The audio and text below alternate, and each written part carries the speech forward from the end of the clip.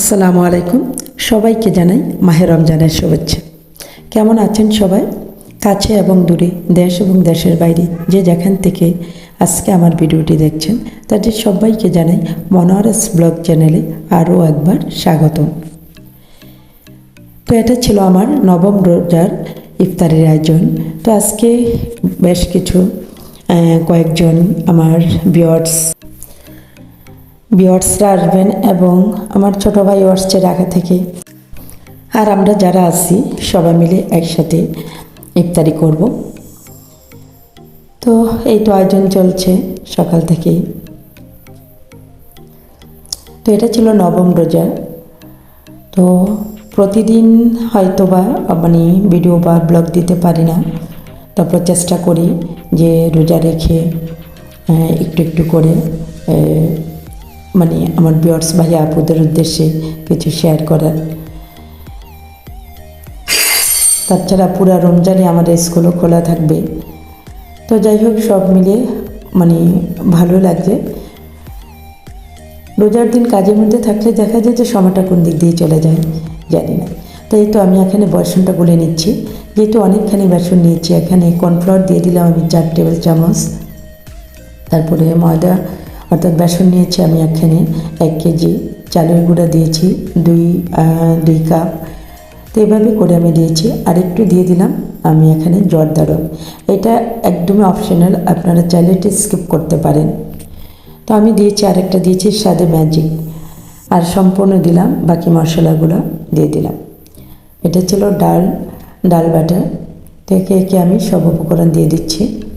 পেঁয়াজ কুচি, কাঁচামরিচ কুচি, তারপরে এখানে হলুদ পাউডার, আদা রসুন পেস্ট, তারপরে এখানে কাঁচামরিচ আর একটু বাটাও দিয়ে দিলাম। তারপরে জিরা ধনিয়া বাটা দিয়ে দিলাম, একটা দিয়ে দিলাম ম্যাজিক মশলা, স্বাদ মতো লবণ। তো দিয়ে একে একে আমি সবগুলো প্রিপেয়ার করে নিচ্ছি, সবগুলো রেডি করে রেখে সব শেষে দিলাম স্বাদবর্ধক ধনেপাতা। তো সব কিছুতে ধনেপাতাটা মনে হয় যে আমার কাছে খুবই ভালো লাগে। আর ওদিকে আলু চপের জন্য আলুটাও রেডি করে দিয়েছি। আর আলু চপ বানাতে আমাকে সাহায্য করেছে আমাকে মাইশা, মনিয়া, আতিশা, ওরাও খুব এক্সাইটেড। আর পুরা রমজান মাস মনিয়া, আতিশা আমার সাথেই থাকবে, বলছে যে তোমরা আমার সাথে ইফতারি করবে, থাকবে। তো ওদেরকে ছাড়াও ভালো লাগে না। তো এদিকে আমি ছানাটাও ভুনা করে নিচ্ছি, আর এদিকে আমি পেঁয়াজটা অলরেডি ভাজা শুরু করে দিয়েছি।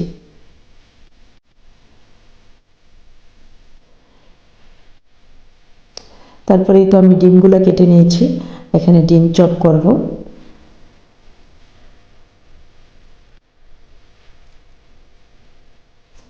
রমজান মাস সিয়াম সাধনার মাস।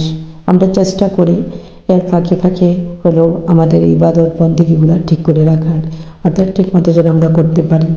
এই মাসটা ছিল আমাদের জন্য বেশি বেশি করে যেন আমরা ইবাদত করতে পারি, এটা আমাদের জন্য এক্সট্রা পাওনা। তো যারা আমরা এগুলা করতে পারি তাদের জন্যই খুব ভালো। তা আমি বলবো সবাই যেন আমরা এটা করি, কারণ আমরা যেন 5 ওয়াক্ত নামাজের পাশাপাশি সুন্নত এবং নফল ইবাদতগুলো করতে পারি। মহান আল্লাহ তাআলা যেন আমাদেরকে সেই সুযোগটুকু করে দেন এবং আমরা যেন চেষ্টা করি যে সেগুলো করার। আসলে চেষ্টা করলে এমন কোনো কিছু নেই যে হয় না।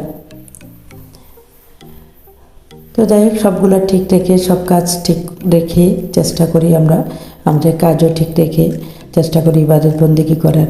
আমার সকল ভিউয়ার্স ভাই আপুরাও যেন সমস্ত কাজগুলো করে ইবাদত বন্দেগী করতে পারেন এবং এক্সট্রা যে রমজান মাসের ইবাদতগুলো তাও যেন করতে পারেন।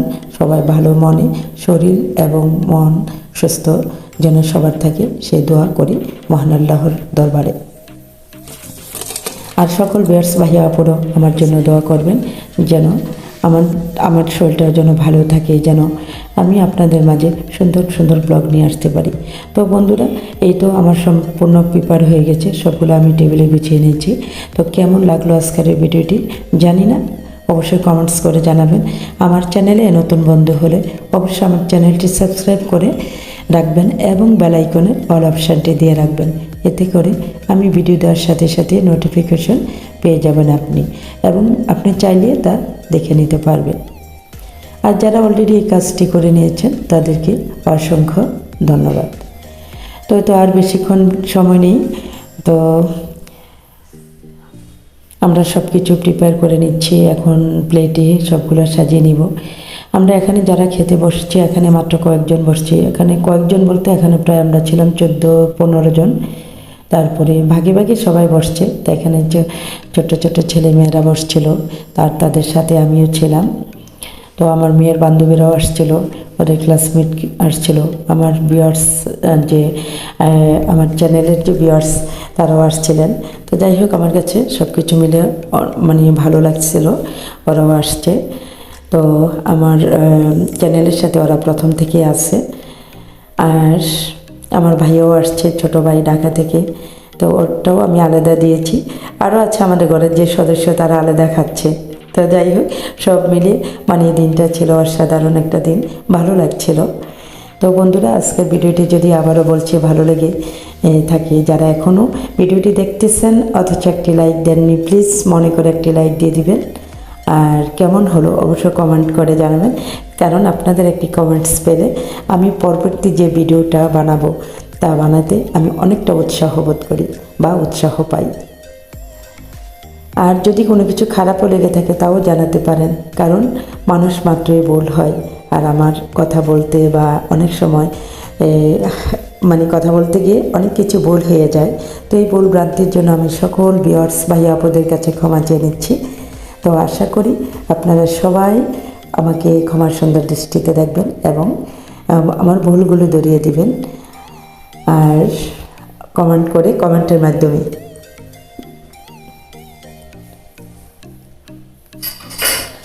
তো এই তো সবাই খাবার দাবার শুরু করে দিয়েছি, অলরেডি আজান হয়ে গেছে। তো বন্ধুরা, আজ বিদায় নিব, ফিরবো নতুন কোনো দিন নতুন কোনো ভিডিও নিয়ে। তো সবাই ভালো থাকবেন, সুস্থ থাকবেন, সুন্দর থাকবেন। সবাইকে মাহে রমজানের আবারও শুভেচ্ছা জানিয়ে বিদায় নিচ্ছি। তো এখন আমার মানে সবাই এখন চলে যাবে, এখন আর এশার আজান হয়ে গেছে, সবাই চলে যাবে। আল্লাহ হাফেজ।